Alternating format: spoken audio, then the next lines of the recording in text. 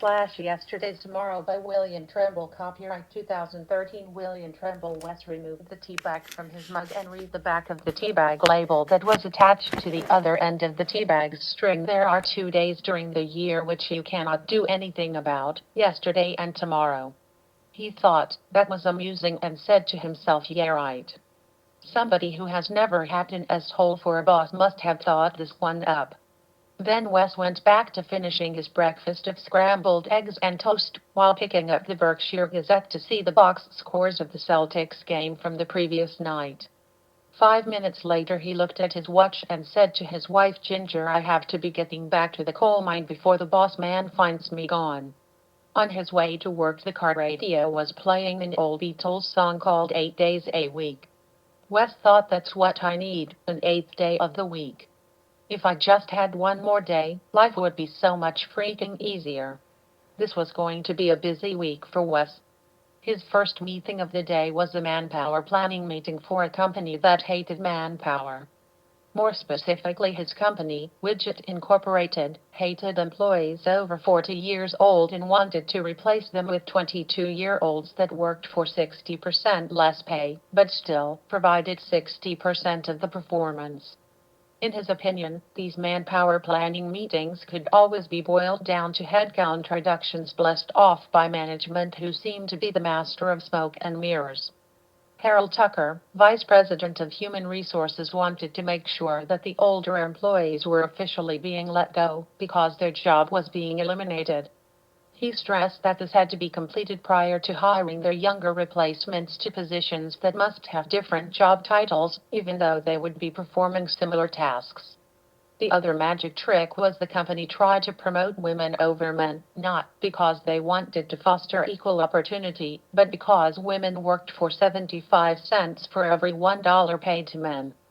It was Widget Incorporated's belief that it was not age or sex discrimination, because the terminations and new hires were not technically for the same job title, although they would be performing similar tasks, and promoting women was encouraging equitable treatment.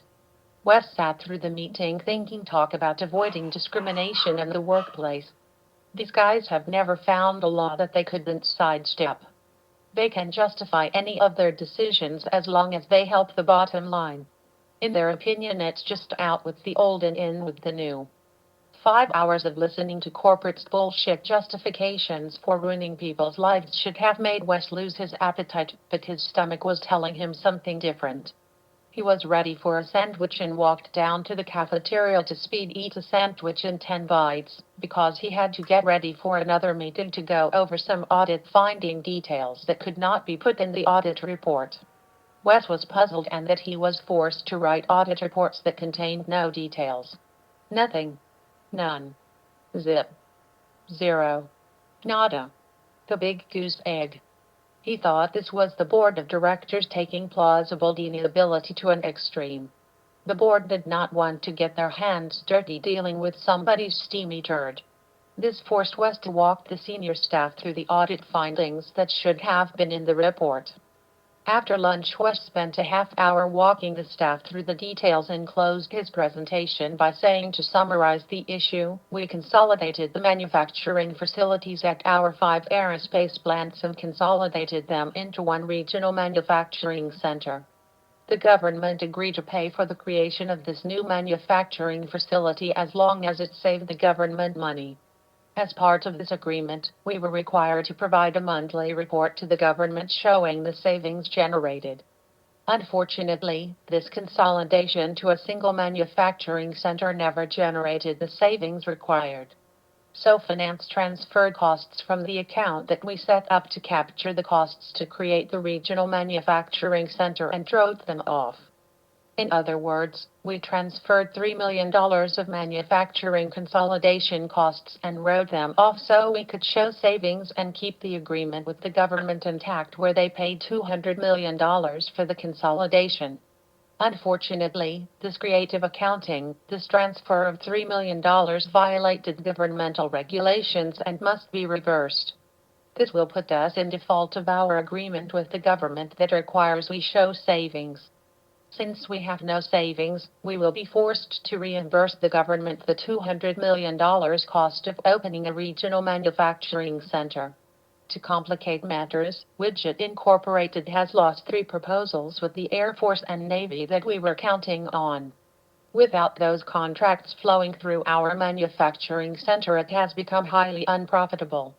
Last May, we signed the second agreement with the government where they agreed to fund the closing of the regional manufacturing center to move the efforts back to the plants as long as it saved money for the government. The difference between the first agreement and the second agreement is in the second agreement we only had to prove savings up front in the proposal and not in monthly savings reports. As you can see, the second agreement sets off a red flag because it fails the newspaper test. How can Widget Incorporated spend $200 million to create a regional manufacturing center and report monthly savings to the government, and then at the same time we say we will save the government money by closing the regional manufacturing center? That math does not work. Daryl Huber, Widget Incorporated's chief financial officer, had a meltdown. He could see millions of dollars of his stock options evaporating before his eyes when he said, "There is no fucking way we are going to eat the $200 million. Are you fucking crazy? Who has seen this audit report? We have to nip this in the bud right now." Wes immediately realized this discussion would lead to jail time for everybody sitting around this conference room table. Wes recognized it was now or never whether he would push back at Daryl Huber's statement.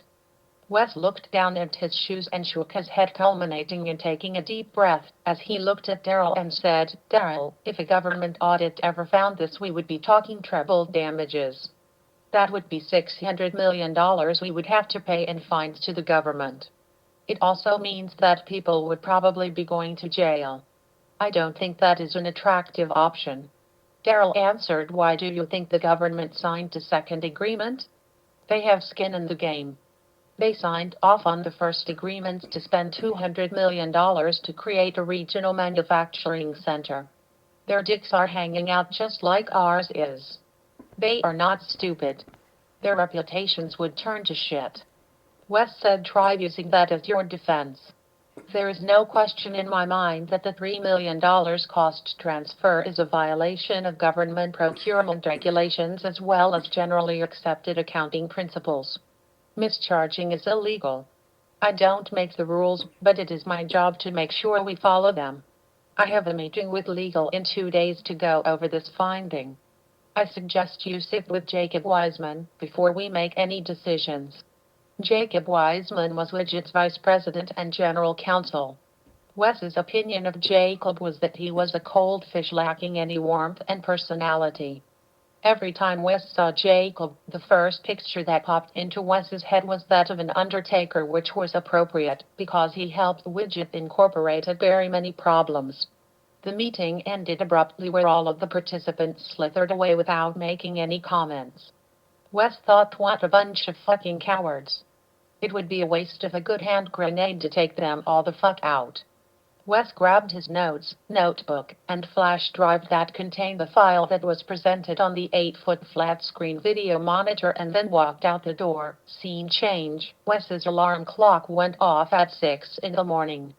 Wes was at work sitting at his desk by 6:45. At 11 in the morning, Wes had a meeting with Harold Tucker, Vice President of Human Resources, to go over his annual performance appraisal. Technically, as audit manager, Wes worked for Keith French, Chief Executive Officer, Widget Incorporated, but the tasks associated with his supervisory responsibilities were carried out by Harold Tucker. Wes had always earned the highest rating of A1, a fast-track designation, and expected a short 30 minutes meeting to go over his performance, and then Harold would take him out to lunch. Wes arrived at Harold's office 5 minutes early and saw Harold leaving Jacob Wiseman's office a few doors away in the executive suite. Harold said, "Come in, Wes, please take a seat." Wes sensed an obvious chill in the air and thought, that's strange. What did he do? Take personality lessons from Jacob Wiseman? Wes soon realized why he was getting the cold shoulder. Harold took a seat across from Wes at the round table in the center of Harold's office.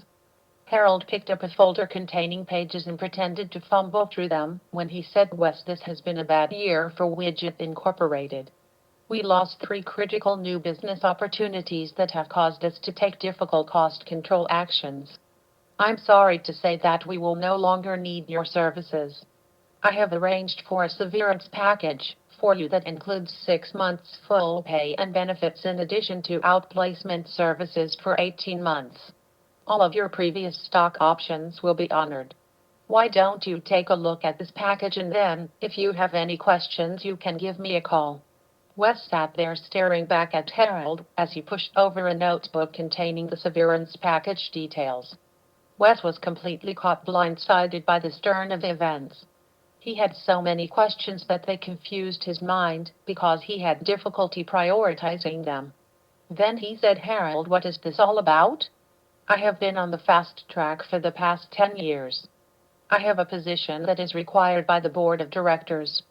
Now either I fucked up or there's something else going on here, and I'm positive that I did not fuck up." Harold stared back at Wes for a long period before answering. "Wes, we have made arrangements to have the audit manager position filled by a lower level position that will save money. I fully expect that you will have no problems finding employment with other corporations taking positions that you will be satisfied with. I'm sorry that it's ending like this, Wes. These transitions work better when there are no waves created." Wes shot back an answer much more aggressively than even he could believe. "It might be a coincidence, but I don't think so. It's strange that I surfaced a $200 million problem yesterday, and today you're telling me I'm on the street. I don't believe in coincidences, random chance, luck, flukes, or accidents. No, this was intentional. As intentional as a sniper's shot to the head, but you made a mistake. Your first shot missed." Wes stood up, took the notebook, and walked out of the room to his office. His head was spinning. Harold walked down to Jacob Wiseman's office and said, "I think we have a problem. I think we should think about putting Plan B in place." Scene change. Wes left work at 5 o'clock to start his 25-minute drive home. He turned onto Route 20 heading towards Richmond when he stopped at a traffic light. Wes was too preoccupied with the events of the day to notice an 18-wheeler that was approaching him from behind. It was an older garbage truck that was used to haul loads to nearby landfills that was traveling at 50 miles per hour. Wes caught a glimpse of the truck in his rear-view mirror, but it was already too late to take action to avoid the imminent collision. The garbage truck slammed into Wes's Lexus without ever hitting the brakes. Wes sensed an initial jarring impact sending his head backwards against his seat, and he instantaneously became disoriented as he was violently thrown inside his car like an epileptic crash dummy and lost consciousness when his face and head hit the ceiling of his car, while his Lexus twisted around his body, flipping over and over down Route 20. It took 10 minutes for an ambulance and fire department to show up, and another 20 minutes for the fire department to extricate him from the mangled Lexus. The fire department rescue team cut away the roof and the door to get at Wes. The first responder detected a heartbeat and thought to himself, as he looked at Wes's broken body, "Partner, it would probably be better if he died right here. You are so broken up, the rest of your life will be spent locked in your broken body and trapped in your own mind." As soon as they got Wes out of his wrecked Lexus and onto the road, his heart stopped. Wes felt that he was leaving his body and was floating above, looking down on the accident scene. In an instant, he found himself standing on Route 20 looking at the rescue team working on him. Wes glanced to his left and saw a young boy about the age of 12 looking at him and then turning his head to look at the Wes that was lying on the ground. The boy spoke, "Don't be afraid. They are working on you. The first responder thinks you would be better off coming with me, but I'm not sure. I feel you still have things to do before you move on." Wes asked, "Who are you?" The boy answered, My name is Me." Wes replied, "Did I die?" The boy answered, "I don't know." "Did you?" Wes continued to watch the rescue team maneuver around his body like they had just found buried treasure. They yelled instructions for equipment. These yells were not in anger, nor were they full of anxiety. The yells were practiced instructions to a team of individuals who were trained to save lives under extreme situations. Wes heard a first responder say loudly, "Paddles are charged. Everybody clear." Wes watched as he saw his body lurch on the ground as the first responder shocked his heart trying to get it to start beating again. He heard another yell, "Paddles are charged. Everybody clear." Wes looked over at the 12-year-old boy who said, "The choice is yours. You can stay or you can leave with me." Wes looked as his body lurched one more time, as if it was waiting for his answer. The first responder said, "Okay, let's give it one more shot." "Let's go, mister. This is last call. Paddles are charged. Everybody clear." Wes quickly looked at the 12-year-old boy, who was looking back at him, and then Wes looked back at his body stiffly spasm as the first responder jolted Wes's body with electricity.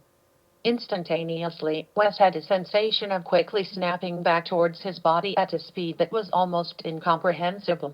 The first responder yelled, "We have a pulse. Welcome back, mister.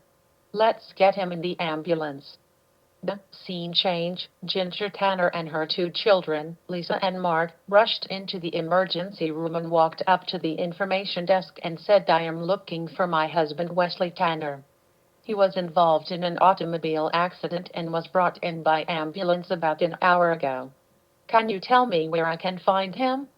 The information receptionist typed on her keyboard and looked at the monitor to see if there was a patient listed by that name. She looked up at Ginger and answered, "He was brought in by ambulance 1 hour ago and was brought to the emergency room. It says he is now in surgery. I suggest you go to the emergency room right through those double doors and inquire at the main desk. They should be able to give you more current information." The Tanner clan approached the double doors to the emergency room like they were entering the gates of hell. Ginger never handled moments of anxiety well. Lisa and Mark were home from college over spring break, but they were also extremely wary of what might be bad news. Ginger slowly pushed the door forward and slowly walked up to the main desk and said, "Can you give me information about Wesley Tanner? I'm his wife and I was told he was brought to the emergency room by ambulance." The nurse answered, "He was brought to bed number 8. Walk down there and the nurse handling your husband's case will answer your questions." Ginger followed the nurse's hand as it pointed down the hall. The Tanners walked to the alcove designated as the number 8 and were soon met by a man of about 30 years old who asked, "Can I help you?" Ginger answered, "We are Wesley Tanner's family. Can you give us information on his condition?" The man answered, "Hello, my name is Jerry and I attended to your husband while he was here in the emergency room. He is currently in surgery to stabilize injuries sustained when his car was struck by an 18-wheel truck. He sustained injuries to his neck and upper back, both legs, ribs, and pelvis. He is currently in surgery to stabilize his upper back and neck. We will deal with the injuries to his legs, ribs, and pelvis once we stabilize the neck and upper back. Details beyond that you will have to wait for the surgeon. I suggest you go to the second floor and wait in the orthopedic surgery waiting area. I will call ahead and tell them that you're coming up so that the surgeon will meet you once he is out of surgery." Scene change. Ginger looked at her watch and calculated that Wes had been in surgery at least 3 hours. She looked at Lisa and Mark and said, "What is taking so long? Why doesn't somebody come out and let us know what's going on? It must be bad news." Lisa and Mark did not know how to respond to their mother. In their gut they knew that it was going to be bad news, but saying so would only make things worse for their mother. A man with gray hair and hospital scrubs came into the waiting room and asked, "Are you the Tanner family?" Ginger tensed up waiting for the news on her husband. She tried to read a look on the surgeon's face. She frantically thought, "He's not smiling, so it must be bad news." The man said, "My name is Dr. Leonard Phillips. I was the surgeon who operated on your husband Wesley. Wesley came in suffering significant injuries to his body resulting from an automobile accident. He is currently in recovery. He has spinal cord injuries in the cervical area of his spine, specifically vertebrae C5, C6, and C7, which are located in the neck just above the shoulders. I'm sorry to say that the prognosis for a full recovery is quite limited. Injuries such as this one usually leave the patient quadriplegic. Recovery of movement cannot be determined right now, but I think the best case might be some functionality in his right arm or hand. He also sustained fractures in the femur bone of both legs as well as a hairline fracture in his pelvis. Those injuries should heal on their own without further treatment other than monitoring them until they heal. Ginger was in shock and could only ask the most basic questions. What do you mean? He won't be able to walk. He'll be in a wheelchair. Dr. Phillips hated this part of the job. He hated being karma's messenger. Mrs. Tanner, I'm afraid Wesley will not have any function of his extremities below his neck. I'm hopeful that he may retain some functionality in his right hand or arm. This time Ginger heard Dr. Phillips' message loud and clear. She bent down at the waist like somebody just slugged her in the belly, knocking the wind out of her. Mark grabbed for his mother, getting her to sit in a chair that was directly behind her. The expression on her face was a stunned, anguished look of despair. Ginger gasped. No, oh my God, no. Please don't tell me this. It can't be. Oh my God, no. Not my Wes. It can't be. Scene change. Wes was moved to intensive care after surgery. Dr. Phillips made his rounds through the intensive care unit and stopped at Wes's bed to speak to Ginger, Lisa, and Mark to explain Wes's current treatment. We are going to keep Wesley in a medically induced coma for the next few days. He will be on a respirator until I'm confident there are no issues with his breathing. Also, Wesley is receiving a high dose of methylprednisolone. This is a steroid that will reduce inflammation that might have the potential to improve neurologic outcomes for people with spinal cord injuries. The goal of methylprednisolone is to try to minimize the inflammatory process that occurs after a spinal cord injury, with the hopes that by minimizing the swelling, that it may improve the opportunity for nerve function to recover. The other benefit of having Wes in a medically induced coma would remain unspoken. Dr. Phillips realized that families of quadriplegics also needed time to absorb a life-changing event without dealing with the patient's realization at the same time. Scene change. Wes was brought out of his medically induced coma 5 days ago. During those 5 days, Wes was overwhelmed with his current physical condition. He lay in the bed not able to move anything below his shoulders other than his index finger and thumb on his right hand. Ginger arrived at the hospital usually about 9 a.m. and stayed until visiting hours were over at 9 p.m. Lisa and Mark took turns spelling their mother to allow her to go home or run errands. Basically, they allowed her to escape Wes's death sentence.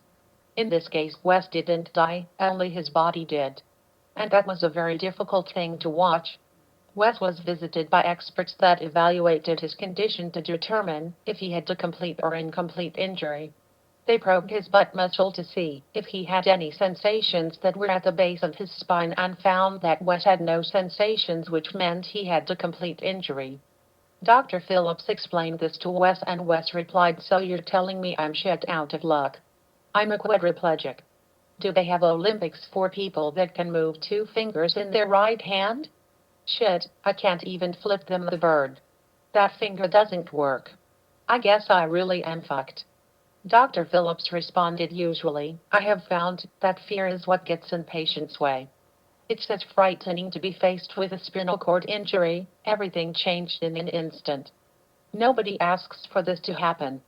It is very scary. You don't know what the future will hold. But I can tell you life is not over. The road ahead is going to bring you to places never visited before, and to meet people you probably wouldn't have met. And you will gain a new sense of purpose in life. That I can guarantee will happen, that I can tell you." Ginger, Lisa, and Mark were counseled by the rehabilitation therapists about what to expect. The therapist said family members often ask back, quote, "What do I say? How do I approach this?" My advice is just say what you normally would say. Don't worry that you're doing something wrong. Also know that it's not going to be easy. Wesley may not be a happy camper, even though you're trying your best to do whatever he needs from you. So you have to remind yourself that life is full of rough patches. That's what life is. But your involvement as a family member is critical, and it's that love that's going to carry you through this scene change. Wes had just woken up because a fly was buzzing around his head. The sun was shining through the window brightly, and Wes looked over at the clock on the wall and saw that it was 11:30 in the morning. Ginger had been there in the morning but must be down getting some lunch, leaving Wes alone in the room.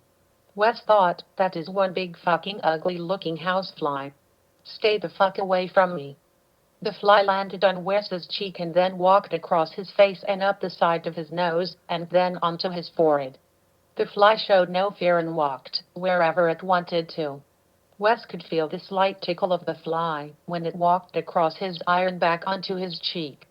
Wes thought, you think I'm just part of the furniture, don't you? Get the fuck off my face. Then Wes had the plan and opened his mouth slightly and waited for the fly to come and investigate. It took 10 minutes for the fly to slowly walk across his cheek and onto the corner of his lip. Wes thought, come on you little bastard, keep on walking. Come on you little fucker, keep walking. That's it, just a little bit farther. That's it, Daddy has a big surprise for you. The fly walked a third of the way across Wes's bottom lip. Then Wes thought, sayonara you little fuck. Wes sucked in air and closed his mouth, trapping the large housefly on his tongue. Wes could feel the fly's wings beating quickly, struggling to take flight. Wes moved the fly to the side of his mouth and bit down, hearing a small crunch, and then he spit the fly out in front of him where it landed on his hospital gown. Ginger walked back into the room and said, hi honey, how are you doing today? Did they bring you your lunch yet? I had to go down to the cafeteria. I was starving and you were snoring, so I thought it would be a good time to go. Wes was pissed off at life and he replied, no lunch yet. But I did have a little snack. Ginger saw what he was looking at and reacted, Jesus Christ, Wes, you ate a fucking fly? Then she grabbed a tissue and took the fly from his chest and threw it in the trash can. Then she continued, goddamn it, I'll tell the nurses to get rid of these flies. This is disgusting. Wes looked at Ginger and said, Ginger, go home. Take care of the kids. You don't have to come here anymore. There is nothing anybody can do. This is my problem. You guys still have your life, and you can't live your life if you're always coming here. I'm kind of tired right now and I'm going to take a nap. Hunting flies took it out of me, I guess. If I need anything, I'll let you know, but seriously, just go and live your life. Scene change. Wes was experiencing significant nerve pain, which was affecting his ability to get sleep. Over the last week, he had only managed to get 2 hours of sleep a day, which put him at the brink of exhaustion. Finally, the sleep deprivation was stronger than the nerve pain, and Wes drifted into a very deep sleep. Wes found himself back at work during a quarter point where they had to close the books. The sales team was lowering prices, trying to push customers to make more purchases. Accounts payable was delaying making payments to push them into the next quarter, which would improve the current quarter point's cash flow, and accounting was trying to make sense of various moving targets, making sure all accounting accruals were accurate. The biggest problem was revenue and profitability shortfalls caused by Widget's commercial team lowering prices at the quarter point to bring in more sales. Customers were wise to this practice and now waited for the price to drop before they made their purchases. Wes sat at his desk talking to his spreadsheets. Why are we stealing from Peter to pay Paul? We need a whole new approach. We need a calendar that better follows the natural business cycle. We are micromanaging our life based on meeting quarter point targets and international shipping schedules. We need to streamline our businesses to meet fewer targets. There are just too many months. That's it, that's the answer. There are just too many months. I can fix that. Starting today, there will only be 9 months a year, with each month containing 45 days. The months will be called January, March, April, June, July, September, October, and December. Each week would now contain 9 days, starting with Sunday, Monday, Tuesday, Wednesday, Thursday, Friday, Saturday, 8th day, and Saturday. There will be 5 days between June and July that will be national holidays where everybody will have off from work. Once Wes made that decision, the spreadsheets that were called up on his computer screen started to mysteriously change in front of his eyes. Wes sat at his desk with a big smile on his face and said, "Why didn't I do this before? There are still 365 days, but now there is no more gamesmanship to make quarter points targets. There is no more bullshit. Each 2-month period is 90 days, and that fits our business cycle like a glove." His spreadsheets showed improvements in revenues, net profit, inventories, and cash flow. Wes had never seen numbers this good. The phone rang on Wes's desk, breaking his concentration focusing on the spreadsheets. He picked up the phone and heard a voice. "This is Keith French, Chief Executive Officer, Widget Incorporated. I'm your supervisor, but we both know that is not true. You report to me on paper only. You seem to have difficulty selling your soul to the company store. I'm calling to tell you that, Wes, you are a fucking genius. I have never seen such improvements in our financials and operations. These numbers are the best I've ever seen. I'm sorry that we ran you over with a garbage truck. I'm giving you stock options worth $600 million. Wes said, "What? Ran me over with a garbage truck? I don't understand." Keith French replied, "Yes, Wes, we ran you over with all 18 wheels. Funny thing is, you were supposed to die in that crash, but instead, we just took your life away. You are a quadriplegic. Sorry about that." Wes listened to those words and was confused. Somehow they all made sense, but he didn't know why. Wes didn't know how, but a 12-year-old boy was now standing in front of his desk. Wes looked at him and realized he had a familiar look to him. Wes thought, "What is your name? You told me. What did you say your name was? Think. Your name is it's me. Me is your name." Me spoke to Wes. "Hello, Wes. Looks like things are going well for Widget Incorporated, but not so good, some would say even disastrous, for you. It doesn't have to be like this. You can change your future. All you have to do is change your past. You can do it. In this place you can do it. Somehow this place goes beyond what you understand as reality. It is all connected. Your past, your present, and your future are all intertwined. It goes in all directions. It is not sequential, past then present then future. It can go in any order. So, if you want to change your future, then in this place, all you need to do is change your past. It's that simple. Just find the way. Your life can change just like your spreadsheets just did. Go ahead, do something. Make a small change to your past to see what it does to your future." Thoughts began to enter Wes's mind that had not been there since the accident. Wes looked at the boy and said, "They say I'm a quadriplegic. And why do they want to give me $600 million? The boy answered, "Wes, in this place all things are possible. In the other place you are affected by another reality. In that reality you are a quadriplegic. Do you remember where the $600 million number came from? Think back to your previous life at Widget Incorporated. Think about your last day." Wes had a puzzled look on his face as he tried to remember that life prior to his new reality landing on him like an 18-wheeler. Wes began to speak slowly. "The $600 million, what was that?" "It was the fines that Widget would have to pay the government." The boy said, "Connect the dots, Wes, connect the dots." Wes looked at the boy in disbelief and said, "That can't be. They wouldn't do that."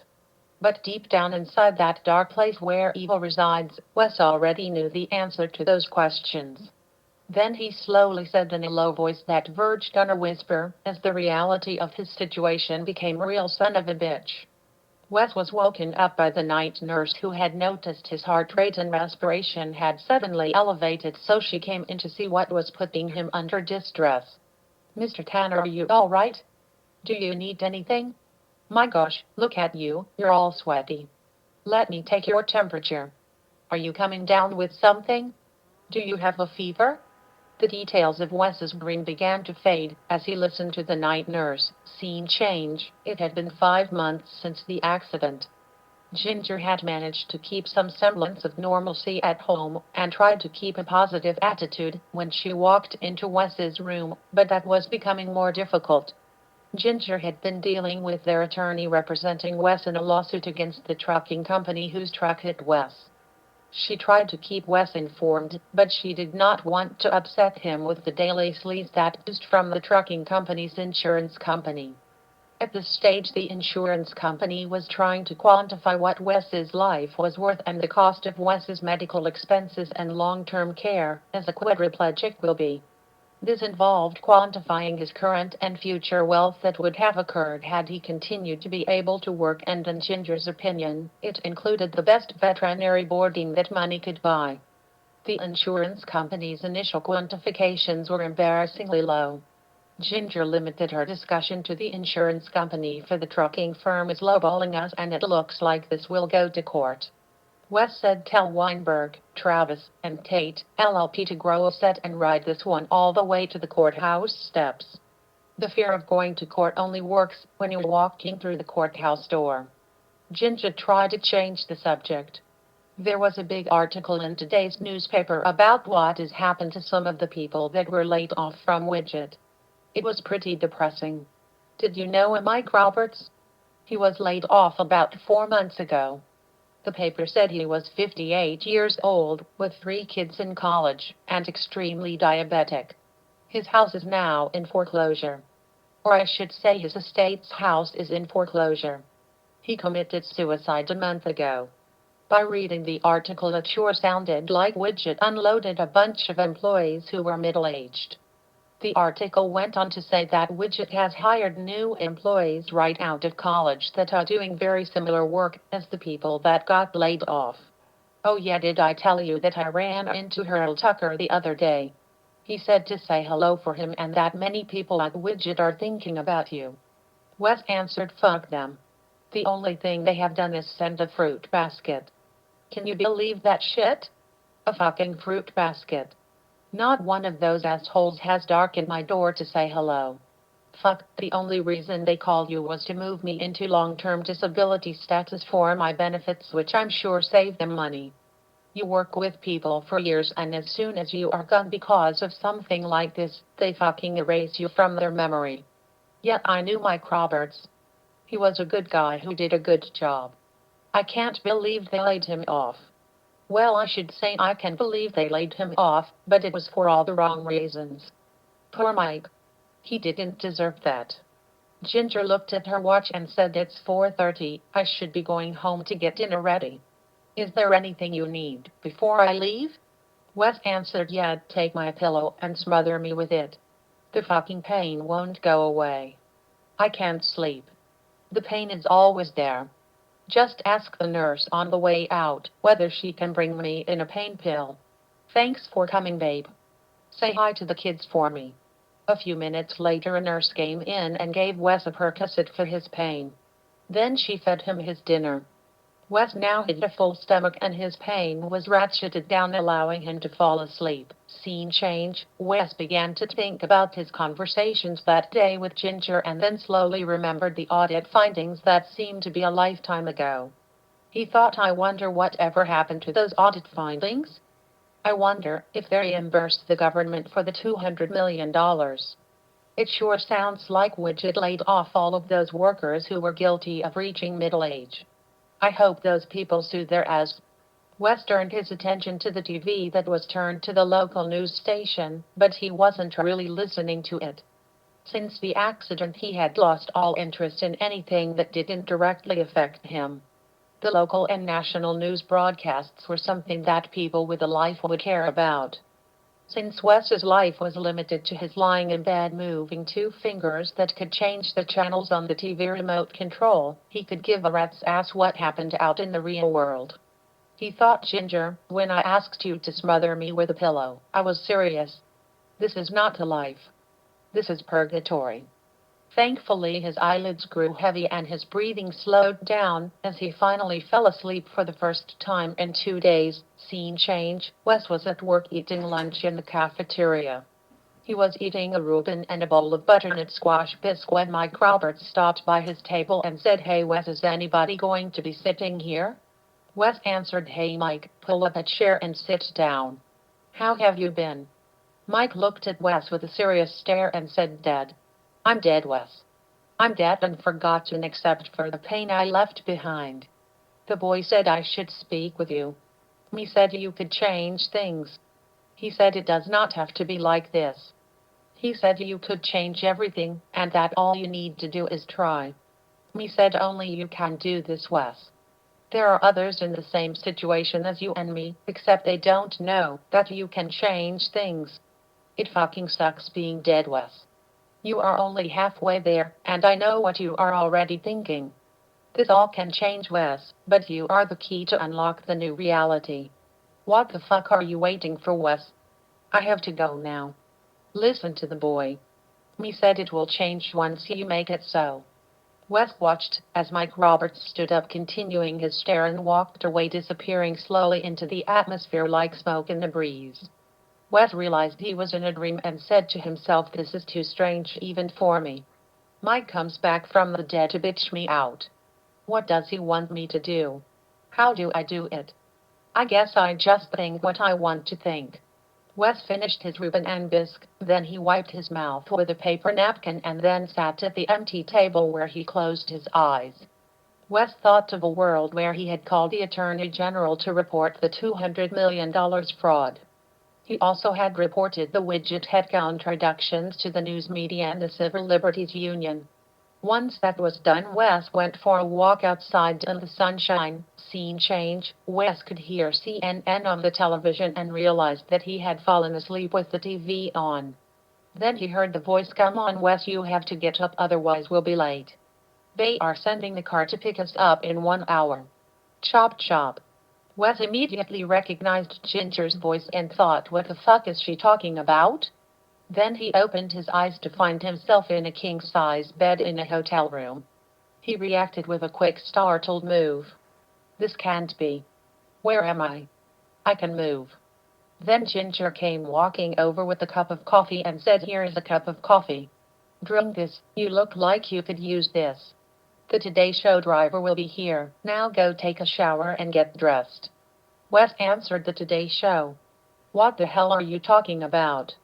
What is going on here?" Ginger answered, "Wes, what's wrong? You are acting strange.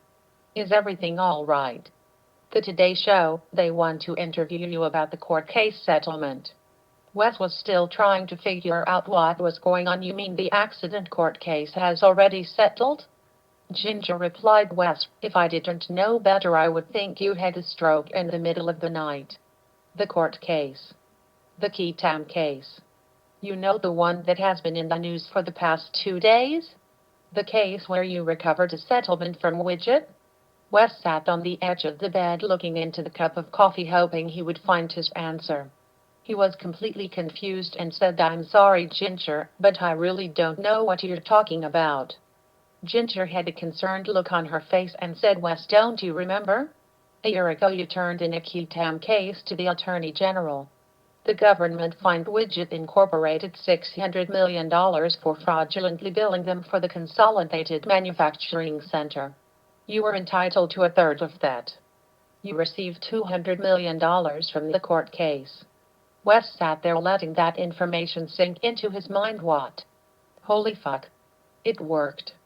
Ginger broke his train of thought and said, "Now go take a shower. Matt Lauer will not wait for you forever." 30 minutes later, Ginger and Wes left the hotel room and took the elevator to the hotel lobby.